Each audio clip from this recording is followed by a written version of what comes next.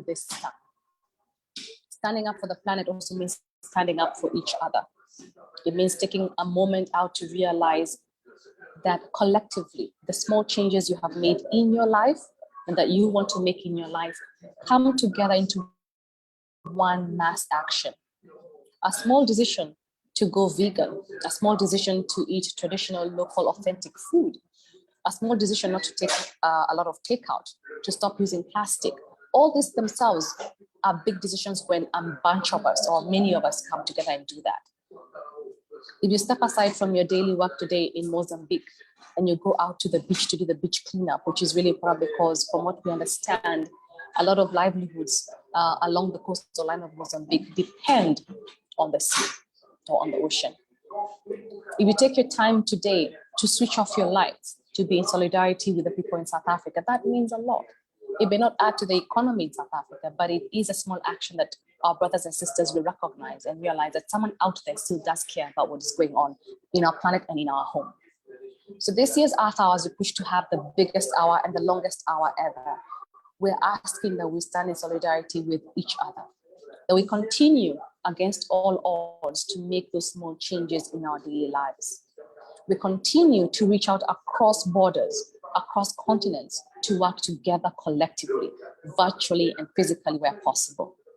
And that we continue to focus on changing each other and improving our lives. I just want to call to attention a video that Nelson just played is one of our biggest collaborations ever. It's called The Song for Nature. And it's a song that was produced by a renowned Zambian production manager. And the singers are from Cameroon, Kenya, Tanzania, I think Zimbabwe as well. It's a collective action of different countries in Africa, and they came together to make a beautiful sound. It was done in the backdrop of hard lockdown situation in the year 2021. And collectively they came on virtually to produce that. So what I'm trying to say is that Earth Hour is a physical and virtual event. What we can be able to do online, we can be able to replicate on the ground. We just need to have that effort to say that we want to reach out to each other. And the Scouts movement is one of the testaments of how grassroots and connecting people to the need and actions of the communities has been able to bring that to light. The Scouts community has been able to mobilize over so many years and grown into one of the biggest movements in the entire world of young people. People who have grown up to become adults and are still being able to change the world today. People who have gone on to lead multinational organizations and small grassroots organizations and are still making a change. So it starts right now with those who are young, and it continues to those who are my age group, and even to those people who are older than me. Like my mother told me that she once wanted to be a scout, but she never had a chance because of the kind of schooling that they had at that time. But this generational inheritance that we have is what I would hope that within the movement and even outside the movement, when we grow older, we shall continue in that spirit of brotherly love, sisterly care, and focusing on that collective action. Nelson, I want to stop there because I know I'll have a moment to speak later. I would like to stop there for now. Indeed, thank you very much. Thank you very much, Rose, for those insights. And I think they really help to set the stage for our conversation today. And yeah, indeed, it's really reassuring to come together as a movement and as a people to show our commitment for nature. So thank you very much for those reflections, and I'm sure that our participants here really connect with what you've said.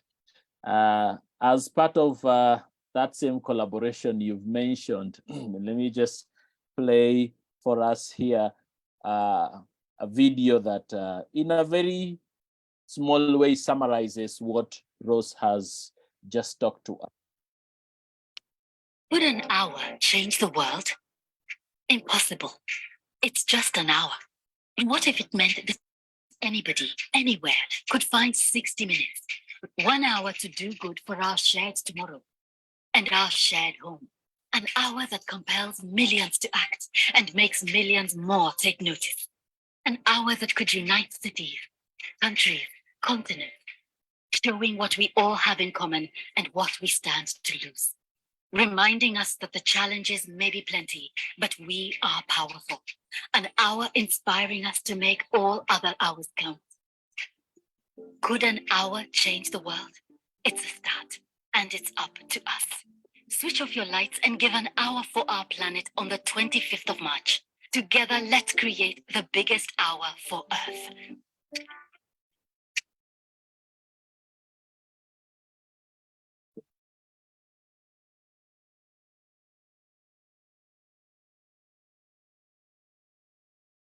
Indeed, let's give an hour for Earth. Nothing is too short, nothing is too small to make a difference. So thank you very much, Ross, once again. And now may I invite our colleague, Anna, to lead us in the next segment of looking at breaking down the IPCC Climate Report 2023 and really point us to what this really means for the planet and what can we as a movement or as young people and adults collectively do to make a contribution to addressing climate change. Back to you, over to you, Anna. Thank you, Nelson. My name is Hannah Graham. I'm the Manager for Advocacy and Partnerships at WASM Global Support Centre. I'm actually based in Geneva at the Europe Region Centre. So thank you so much to my colleague Nelson for inviting me to speak here. So earlier this week, the IPCC, the Intergovernmental Panel on Climate Change, they released the 6th installation of their climate change report on Tuesday. And I'm going to talk to you a little bit about that and basically what are the key findings from that report and what does it mean for us at Scouting. So let me share my screen. Here we go. So what is the IPCC? Well, I said a little bit, this is the Intergovernmental Panel on Climate Change. They are the international body for assessing the science related to climate change. And they were actually set up in 1988 by the United Nations Environment Programme and the World Meteorological Organization, based in Geneva and Nairobi, as you know. So they provide policymakers with regular assessments of the scientific basis of climate change, its impacts and future risks, and options for adaptation and mitigation. They advise policymakers. So they provide like the science behind climate policy, climate change. They advise governments at all levels to develop climate related policies at places like COP and the Convention for Biodiversity, for example. So their assessments are policy relevant, but they're not policy prescriptive. So they don't tell politicians what actions to take or what to do, but they more present different scenarios and the risks that climate change poses and discusses the implications of the response. So, like I said, there was the final part of the assessment report. It's been sort of 10 years in the making, this all 6 parts, but the final part was released on Tuesday. I'd encourage you to read it, but I'm going to tell you the key highlights. And I think most importantly, what really shines through that report is that the IPCC tell us that we still have an opportunity to limit the worst impacts of global warming. And basically the world is facing its final opportunity to limit global temperature rises to a point where damage becomes irreversible. But quite importantly, there is still an opportunity. There's a strong warning through the report that actually the current pace and the scale of climate action, the current pace and the scale of the actions that our governments are taking, it's just not quick enough and it's not big enough. So those actions are insufficient to tackle climate change presently, basically, as it currently stands. They also said that there is an absolutely rapidly closing window of opportunity. So although we do have an opportunity, that is rapidly closing upon us to secure a livable and sustainable future for all. They say that multiple feasible feasible and effective options to slash emissions and adapt to climate change are possible and are available now. It's just whether governments decide to take them up. And the report, approved by governments worldwide, suggests that there is sufficient global capital, so finances, capacity, staffing, the science. We have all of that to rapidly reduce greenhouse gas emissions if the existing barriers are reduced. What do you think about that? Well, it's quite alarming, and even more so to say that the adverse impacts from human-caused change, so humans that cause climate change in a lot of countries, they will intensify. So basically what will happen is more water scarcity and food production, health and well-being will be affected, cities, settlements and infrastructure will be affected. You know, we'll start to see declines, flooding, rising temperatures, for example, and ecosystem structure, species shifting, and changes in basically timing around species development as well. And we're actually already seeing a lot of these things across the world already. So the report also says, actually, we already know this, limiting global warming to 1.5 degrees is absolutely essential to combat climate change. So really limiting global warming to 1.5 degrees above pre-industrial levels, it estimates that carbon dioxide emissions must be cut by 48% by 2030 across the globe. That is huge, you know, that's a huge cut basically, but that's in comparison to 2019 levels, 65% by 2035, 80% by 2040 and 99% by 2050 if we want to limit global warming to 1.5 degrees.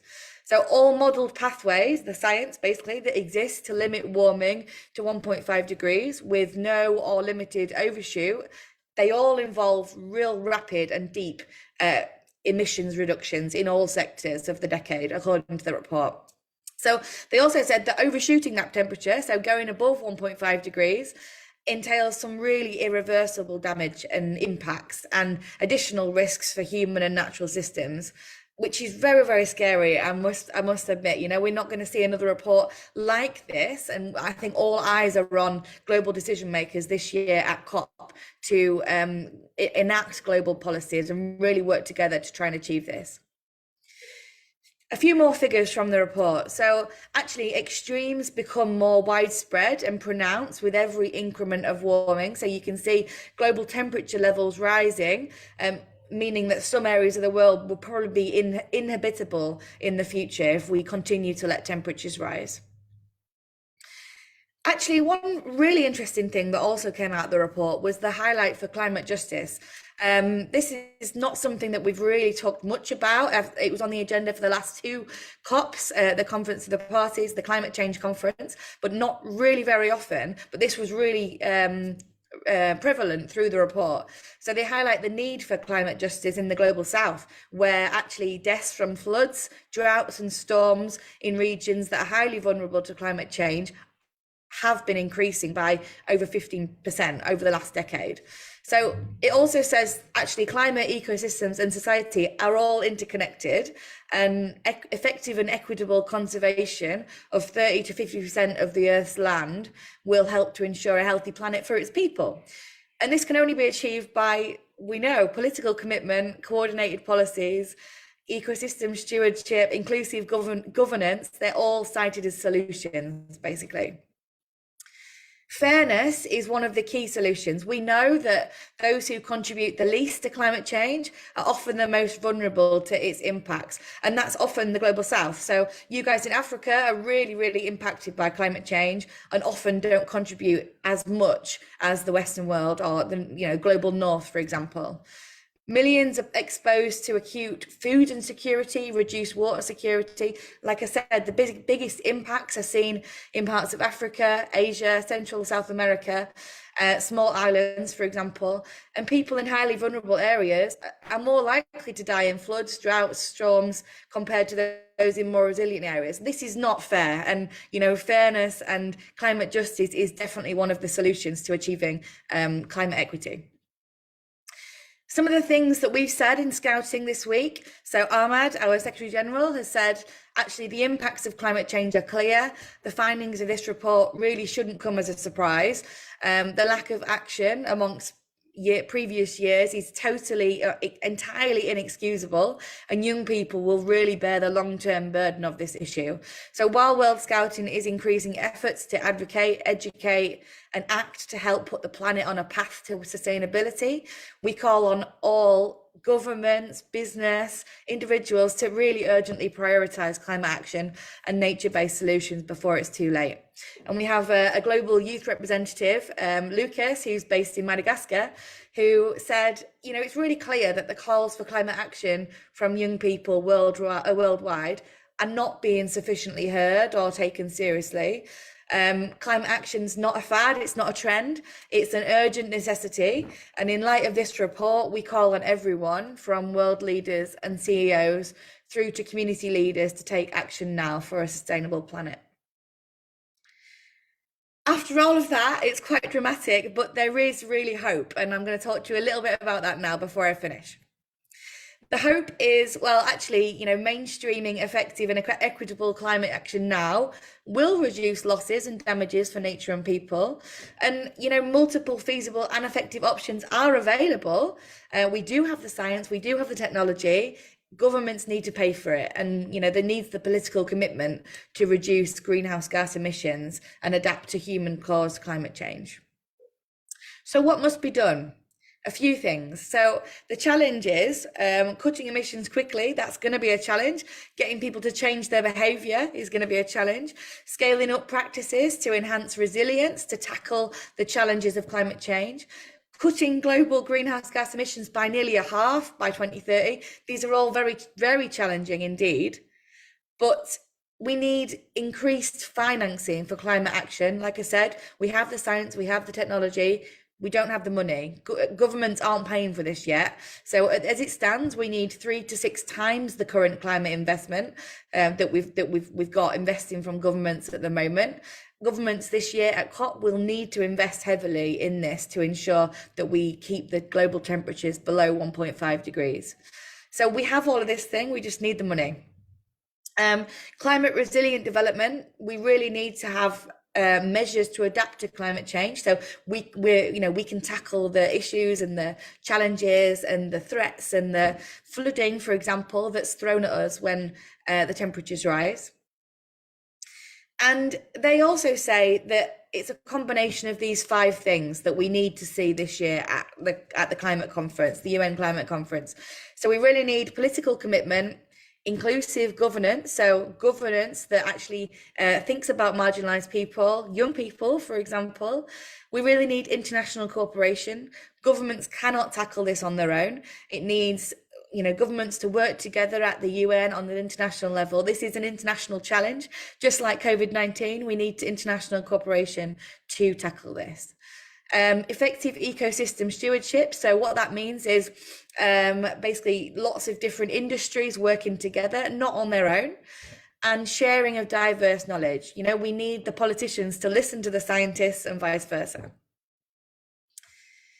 So what does this mean for us? Well, actually, we love this. We love nature. We love the outdoors. Actually, nature is Scouts' classroom. We know all of this. We know that the environment, nature, is fundamental to all of our non-formal education programming.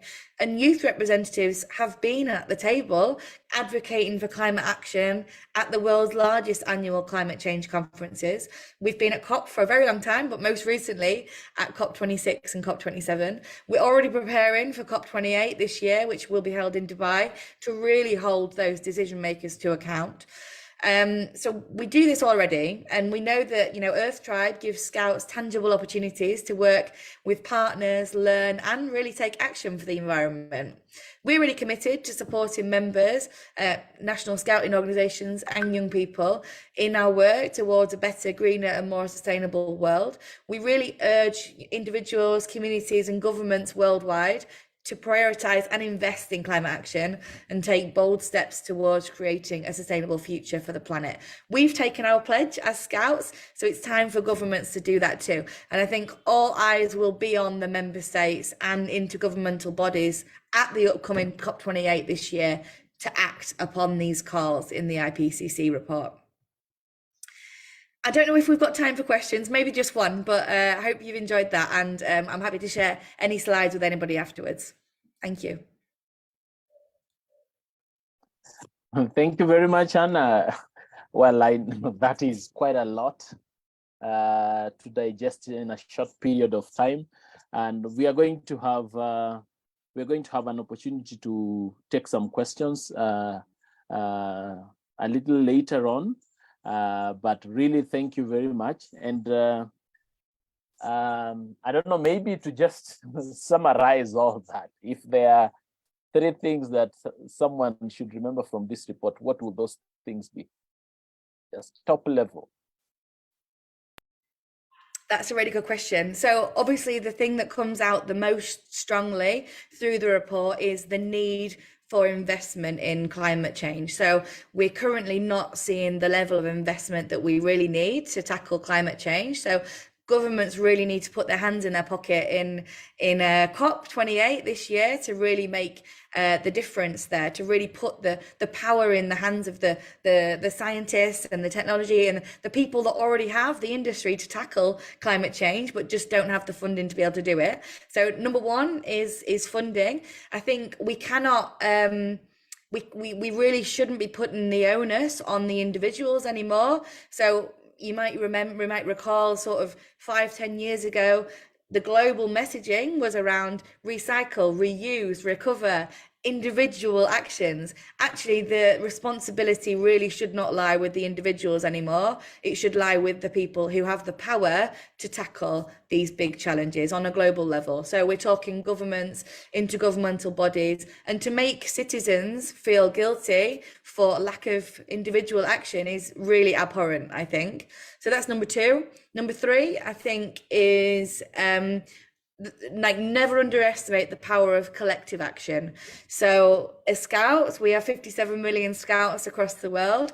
We know that there's already 16 million projects contributing to Scouts for SDGs.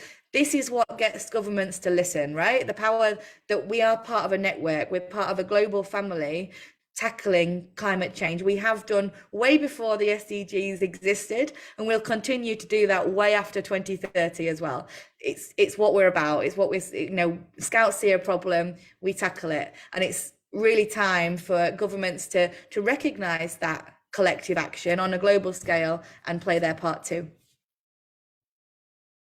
Indeed, thank you very, very much. And just to summarize that report, we're going to play a short video for us. So let's watch.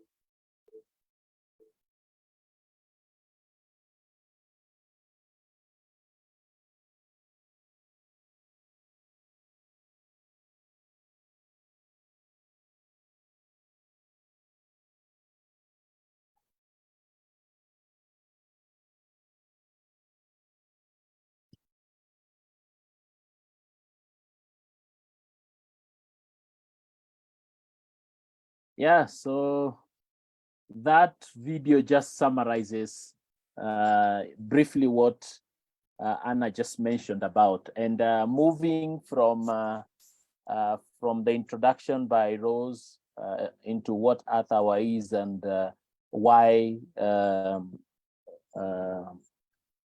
the reason, for using it as an opportunity to mobilize the world around action for nature, and to looking at what the scientists say about what we need to do to address climate change. We'll now move to briefly talk about what are some of the things that we as a movement are already doing that we can already plug into, both as young people and as adult volunteers who are supporting young people. And I'm going to just walk us through briefly a couple of things. And the starting point of this is that we are having Earth Hour today, and this is one of the activities that we implement on an annual basis in partnership with WWF, with whom we have been working over the last 50 years, since 1973. So it's been a long journey of partnership and collaboration.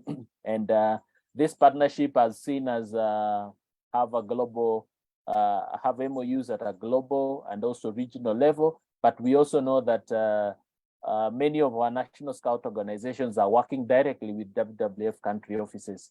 Notably, I can mention Madagascar, I can mention Uganda, and many other countries. So this partnership is focused around strengthening our work around education and action for nature. And as a result of this, we have the Champions for Nature Challenge that we developed together with WWF, and which is what we are highlighting this Earth Hour, and encouraging young people to take up the challenge and learn about what they can do to become, champions for nature. But again, over the years, we've worked to mobilize our membership to contribute in different ways towards Earth Hour celebration. And more internally, if you can recall, one of the outcomes from the last World Scout Conference was, the move for the movement to go towards more sustainability internally, and we have the discussion around the WASM climate impact strategy. We also have sustainability policies that we've put in place across all our World Scout Bureau support centers, and we are, working with NSOs to, to make education and resources available so that young people at that level can also play a big role in this one. Anna has talked about what we are doing on the front of advocacy, but considering that we are an educational movement, we have a number of programs around environment and sustainability that are available to young people and our NSOs to implement. And you all know about the Scouts for SDGs mobilization, where we are bringing the movement together to collectively work towards contributing towards the realization of the SDGs. And to date, we have, through our SDGs hub, we can say that the movement has given at least 2.7 billion hours of community service towards different SDGs, and that's something that we can be proud of as our contribution, and we continue to invite us to do more.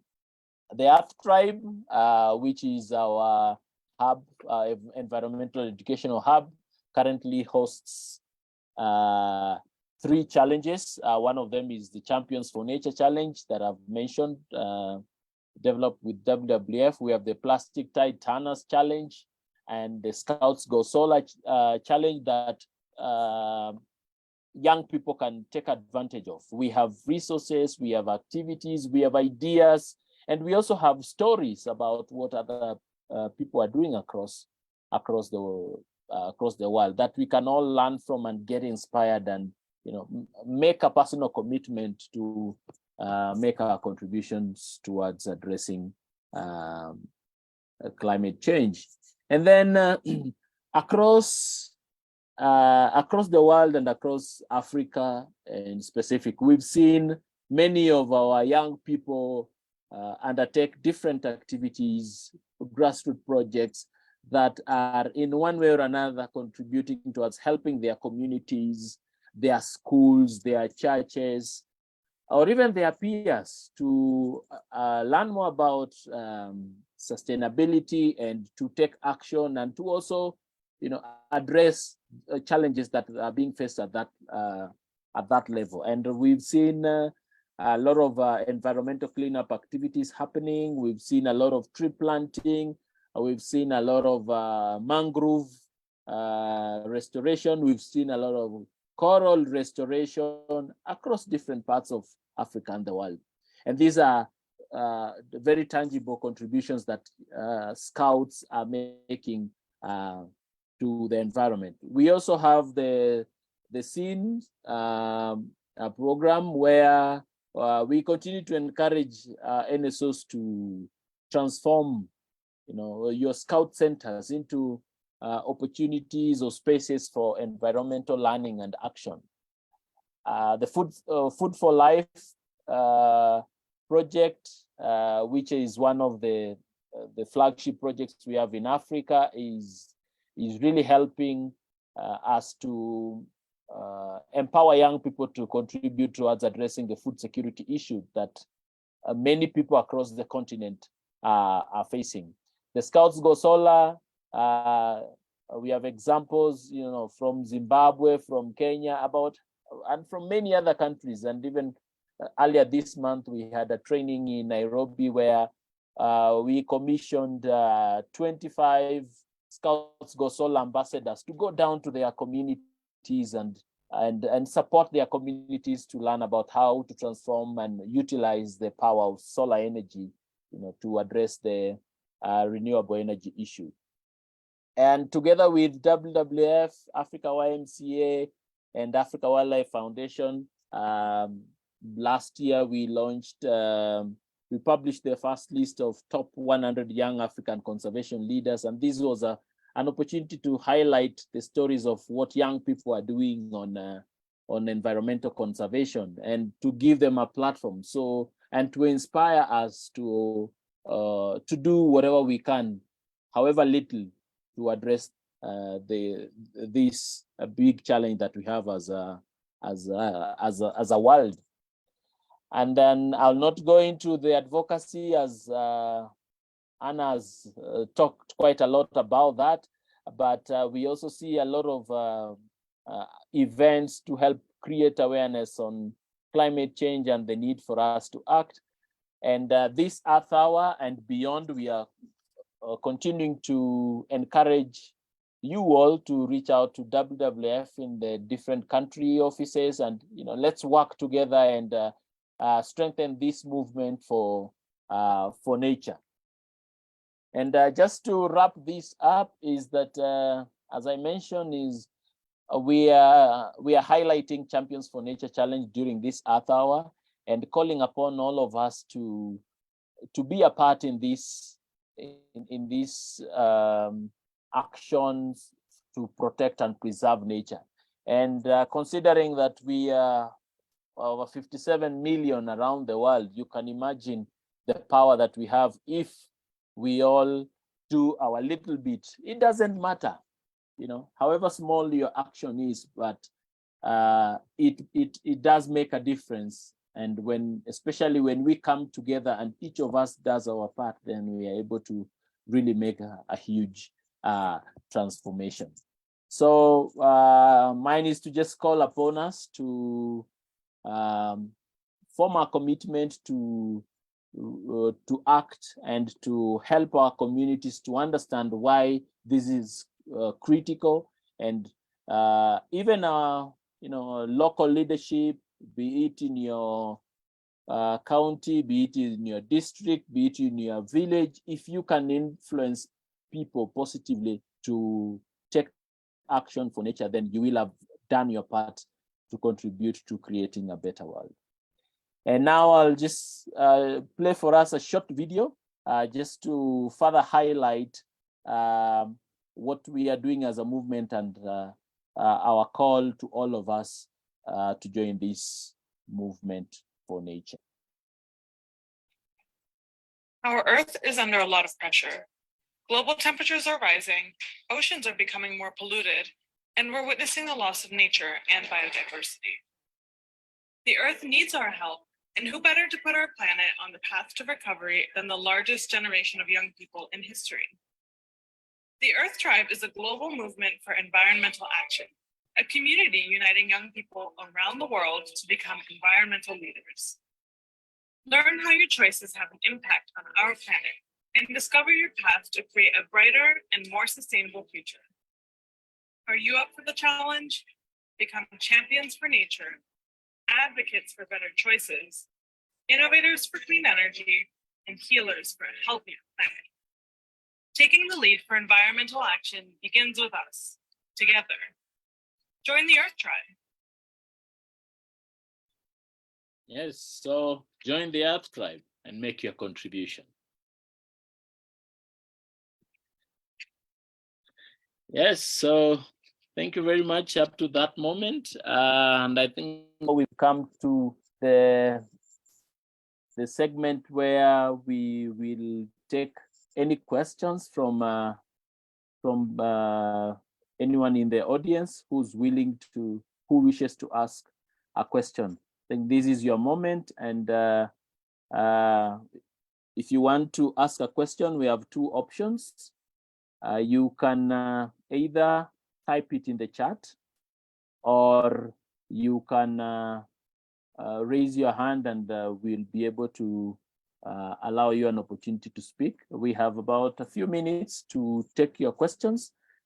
So just let us know if you have an opportunity to, if you wish to ask a question.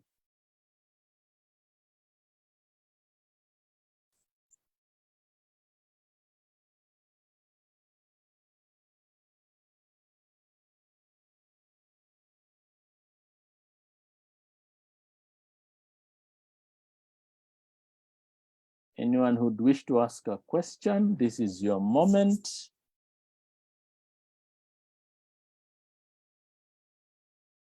Grace, are you there?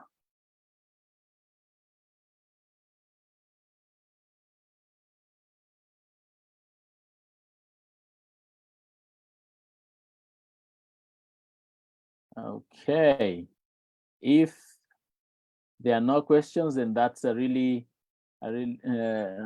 it's an indication that we've understood. But I can see Rose, and maybe I can bring in Rose at this moment again.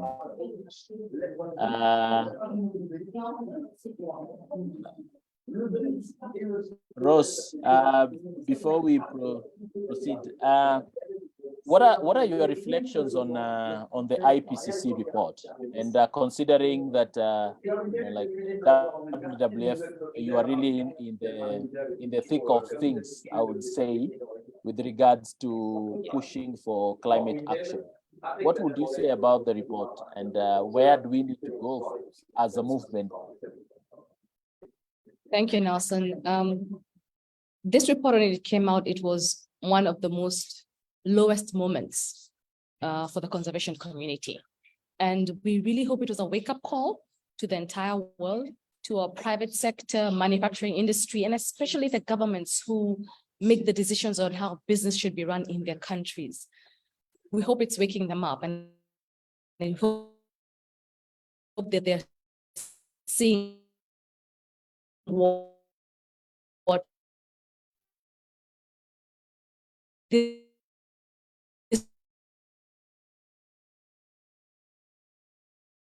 confirmed and read 3 times in 7 years in global warming. And we're hoping that this is going to be. Sorry, Ross, you're really breaking, and we're having a challenge hearing you well.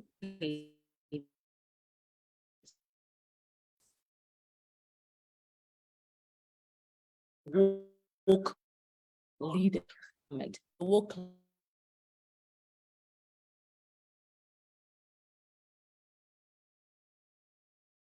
Ross, I think we lost Ross there. Yeah, challenges of technology, I guess.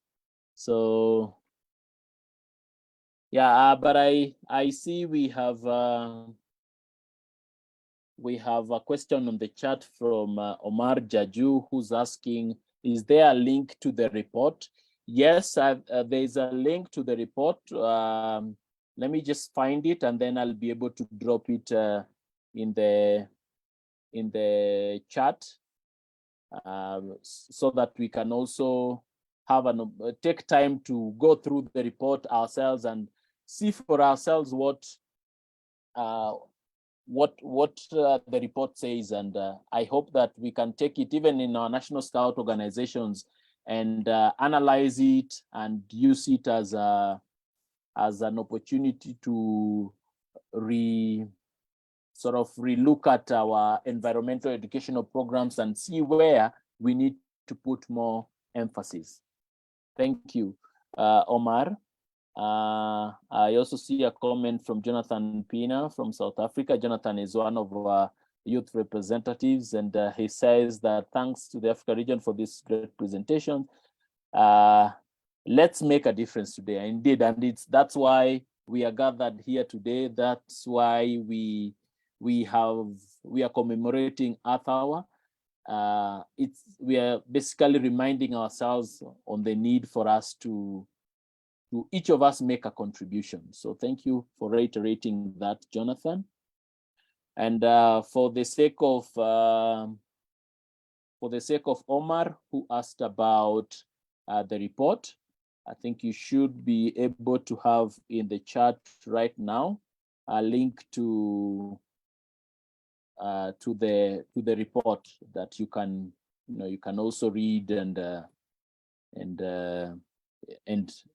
understand and internalize. Any other question?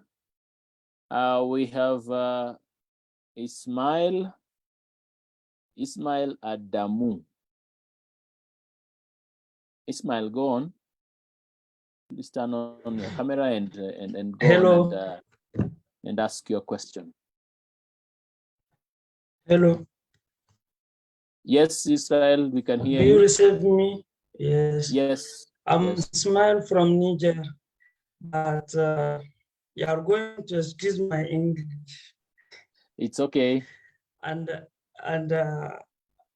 I was late, but I have a question. Yes, there please. is an action who was chosen for the African Scouts for the 4th Earth Hour. And what is the perspective for Earth Hour in what do you say? An approaching. You can. We have Julie with us. Adamu, please feel free to speak in French. We have our colleague Julie here. Yes, who okay. can help us with the interpretation. I said that je dis que je suis venu en retard. Donc, j'ai une question qui peut peut-être sembler trop banale, mais je demande si il y a une action qui a été choisie pour les scouts d'Afrique, de la région Afrique, et aussi quelles sont les perspectives pour le Earth Hour pour les années à venir.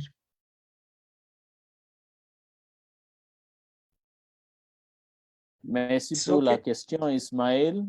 Julie? Traduction, s'il vous plaît.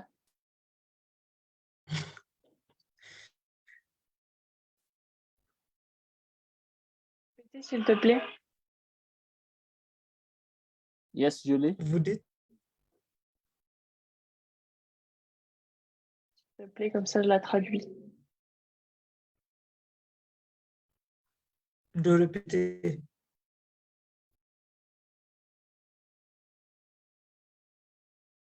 Hola. Vous me recevez?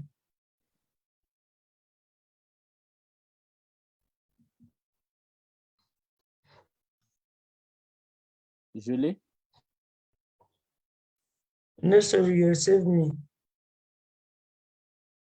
Yes, I hear you, Adamu. I was asking Julie to S'il te proceed plaît. with the translation. Okay. I don't receive Julie. Question?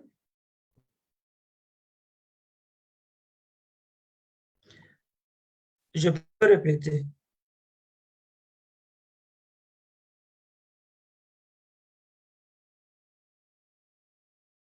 Okay, Adamu, repeat your question.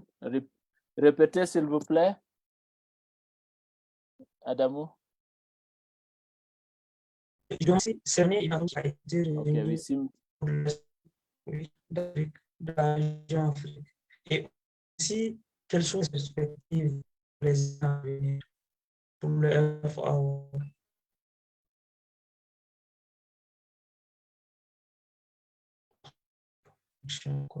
Connection is not so great. Maybe Leo, can I'm you going to translate it?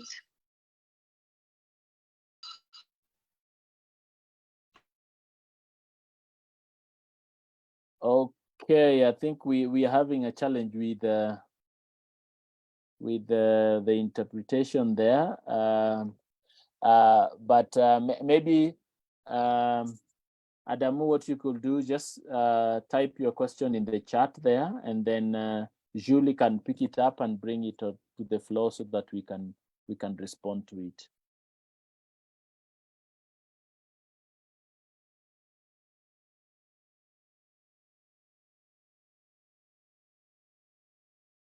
Okay, any other question?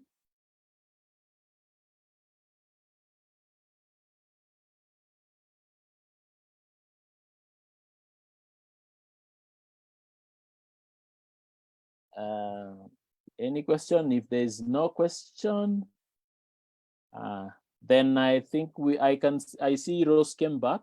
Rose, are you with us? She was also having challenges with connection. Yes, this time I'm going to keep it very short and sweet. As we call for the world leaders to be woke. So I want to just keep it short and sweet and say we're heading down to the wire and calling everyone to be able to put in their collective action. On your screen, you see where you can give an hour for Earth. And I'm hoping within the next 30 minutes to 1 hour, as we try to mark the 8:30 mark, that people will go onto this tab here, give an hour to Earth, and type in your name, and you'll be able to submit your hour for Earth. So let's all challenge our leaders. Let's challenge ourselves as well to stand up for the Earth and to continue in that commitment. Indeed, thank you, Rose, and for pointing us there. And maybe just to take you back to the question I asked before you dropped off, you were reflecting on the impact of the IPCC report and what it means. Do you want to go back to that briefly? Yeah, just briefly, on the last part I was saying is that our very shocking response to that is that we have been calling now even more individuals and organizations to start pushing for their governments and their private sector to recognize that they make the biggest contribution towards global warming and that they need to make the biggest sacrifices. The people are ready to make the changes in their lives. A lot of us have been able to adjust ourselves, knowing that our collective action will make a big difference. But we still need our governments to make those rules and policies in place. But we need the private sector to abide by them. So the IPCC report is one of the biggest tools we have in our pocket to show proof that we do need change on this planet. And we only have 7 years to be able to make that change. So very little time.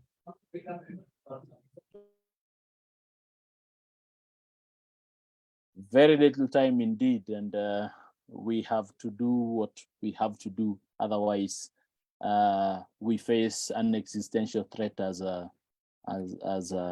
planet. So thank you very much for reminding us. And I've just also dropped on the chat the link that Rose just shared. So go to the athawa.org and make your contribution, and let's also encourage our friends, our families, our colleagues to do the same. Thank you very much, Rose, and thank you for finding time to join us. We now move towards the last part of our meeting today, and just to remind us that Earth Hour begins at 8:30, so it's 20 minutes to 8:30. So we'll end this and encourage you to take the next hour to show solidarity with the movement and contribute, make a contribution towards Earth Hour. And just to remind us again that nature is really calling us. So let's listen into this. Would an hour change the world? Impossible. It's just an hour. What if it meant that anybody, anywhere, could find 60 minutes, 1 hour to do good for our shared tomorrow and our shared home? An hour that compels millions to act and makes millions more take notice.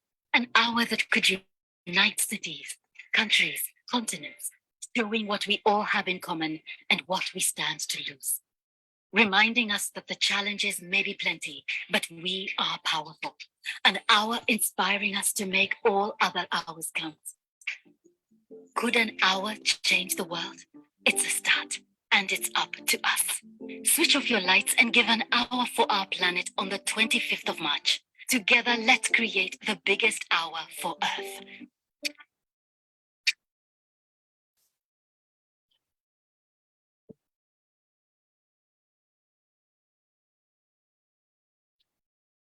Okay, so thank you very much, everyone. And I'm actually being reminded that we have different time zones. So here in Nairobi, it's almost it's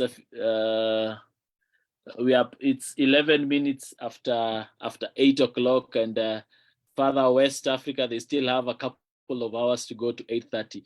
No matter your time, it's 8:30 local time, and let's show our contribution and our solidarity with the movement and take action to provide to preserve and protect nature. So I leave us with this song. So let's all make a commitment, answer to the call of nature. Oh, well, nature is calling us. Thank you very much for your time and have a lovely evening.